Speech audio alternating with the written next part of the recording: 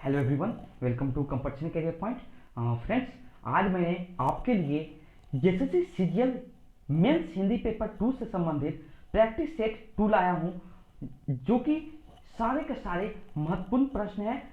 इस सेशन को शुरू से अंत तक देखिएगा। अगर ये सेशन अच्छा लगे तो थम्स अप जरूर कीजिएगा, और इससे पहले मैं एक प्रैक्टिस सेट अपलोड किया हूं, उसको भी जरूर से जरूर वॉच कीजिएगा। चलिए सेशन को स्टार्ट करते हैं। पहले नंबर प्रश्न है, महावीर प्रसाद द्विवेदी ने आदिकाल को क्या नाम दिया है? राइट आंसर इज बीजक काल। दूसरा नंबर प्रश्न है, संत काव्यधारा के प्रतिनिधि के रूप में किन्हें जाना जाता है? Right answer is Kabirdas. संसद की दोनों सदनों द्वारा राजभाषा संकल्प वर्ष कब पारित हुआ था? राइट आंसर 1968 ईस्वी। चौथा नंबर प्रश्न है, केंद्रीय हिंदी समिति का गठन कब हुआ था? राइट आंसर 1967 ईस्वी।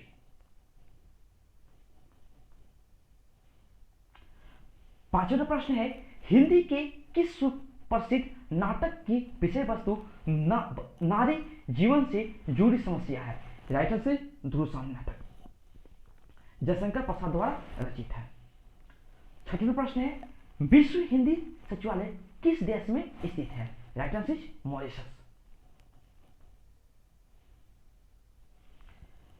सातवां प्रश्न है, हिंदी साहित्य के काल विभाजन के अनुसार भक्ति काल के सही कालखंड क्या है? संवत 1375 से 1700 ईस्वी। आठवां प्रश्न है, उड़िया अपभ्रंश भाषा के किस आधुनिक भेद से संबंधित है? Right answer Magadhi.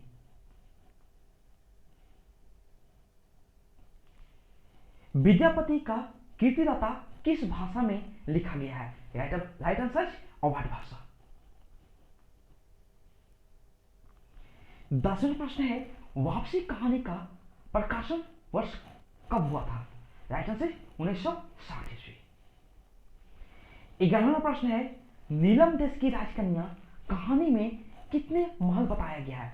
उसमें 3 महल बताया गया है। कौन कौन महल है? पुखराज का महल, पन्ने का महल और हीरे का महल।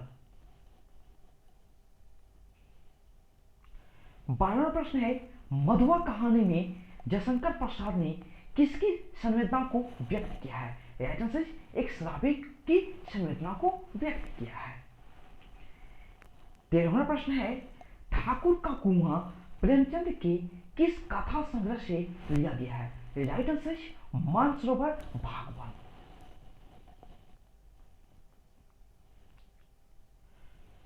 14वां प्रश्न है, दिल्ली में मौत कहानी किस मौसम पर आधारित है?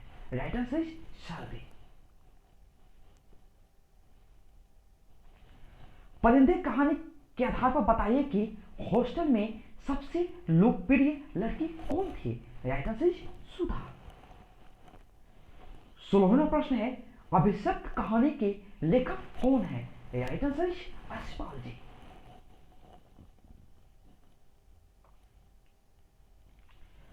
17वां प्रश्न है, हिंदी साहित्य के इतिहास के सबसे पहले लेखक के रूप में कौन जाने जाते हैं?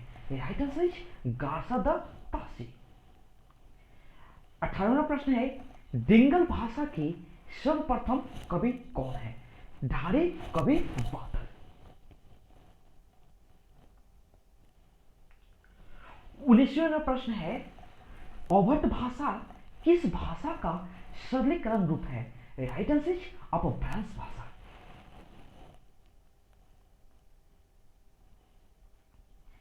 20वां प्रश्न है, अपभ्रंश भाषा और अवध भाषा को किसने समानार्थी भाषा माना है? Right answer doctor Bholanath Tiwari को माना गया।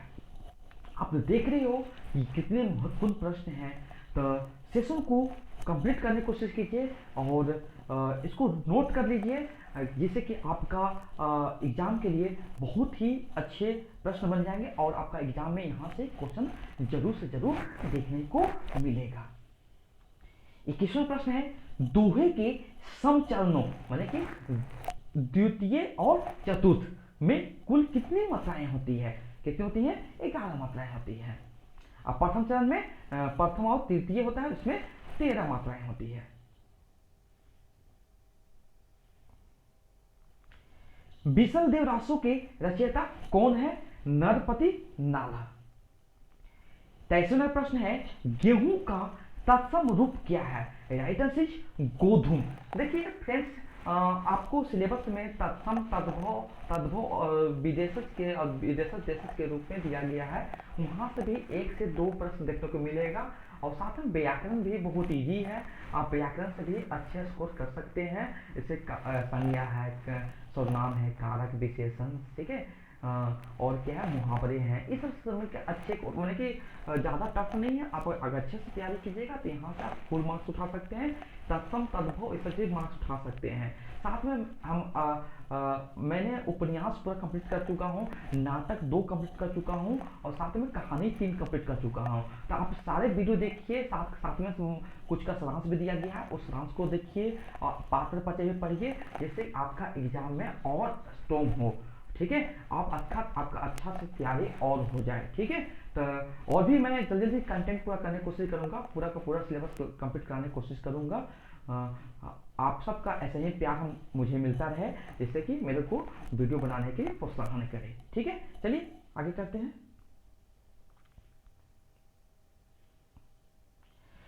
24वां प्रश्न है, मैला आंचल की प्रथम खंड में कितने परिच्छेद हैं? तो कुल कितने परिच्छेद? 44 परिच्छेद है।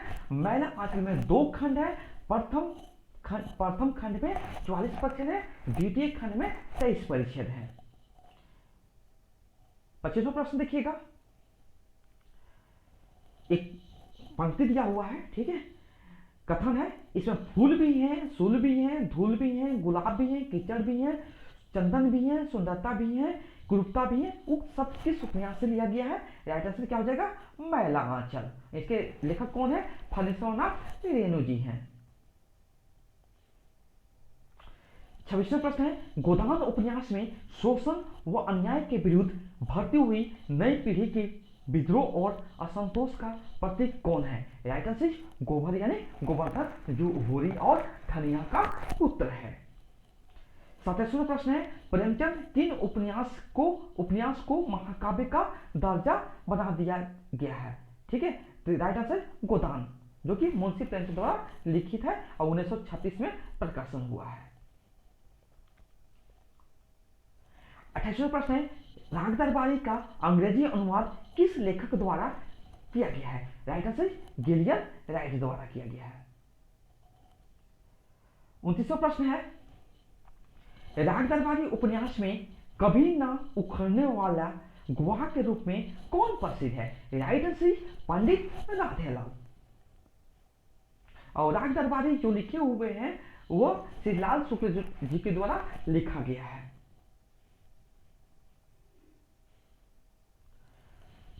नाटक आधे अधूरे में पुरुष 3 कौन है? जगमोहन, जो सावित्री का प्रेमी है, और सावित्री आधे अधूरे नाटक में केंद्रीय पात्र है। 31वां प्रश्न है, आधे अधूरे नाटक में सावित्री जुनेजा पुरुष 4 से नफरत क्यों करती है? सावित्री जुनेजा से क्यों नफरत करती है? उसका राइट आंसर जो है, महेंद्र नाथ को जुनेजा के द्वारा व्यापार में हानि होने से, यानी लॉस होने से उसे पसंद नहीं करती है। 32वां प्रश्न है, भारत दूरदर्शन नाटक का 5वां अंक कहां खुलता है? राइट आंसर किताब खाने में। 33वां प्रश्न है, भारतेंदु के किस नाटक में प्रतीकात्मक शैली में भारत के प्राचीन गौरव और वर्तमान की दुर्दशा का यथार्थ चित्रण हुआ है? राइट आंसर भारत दुर्दशा नाटक। टुडे सेकेंड लास्ट क्वेश्चन, ध्रुव स्वामी नाटक जयशंकर प्रसाद के द्वारा लिखा गया अंतिम नाटक है, जिसका प्रकाशन वर्ष कब बताया गया है? यानी कब हुआ है, प्रकाशन वर्ष क्या है? राइट आंसर 1933 ईस्वी। Today last question 35 number. 35वां प्रश्न है, ध्रुव स्वामी नाटक में कितने गीत हैं? राइट आंसर 4 गीत है, और ध्रुव स्वामी नाटक जो है जयशंकर प्रसाद द्वारा रचित है। ठीक है फ्रेंड्स, आपका ये सेशन यहीं पर समाप्त होता है। आपको बताना है कि ये सेशन कैसा लगा। आप कमेंट सेक्शन में जरूर रिप्लाई कीजिएगा और अपना फीडबैक जरूर दीजिएगा। चलिए, वीडियो देखने के लिए थैंक यू सो मच।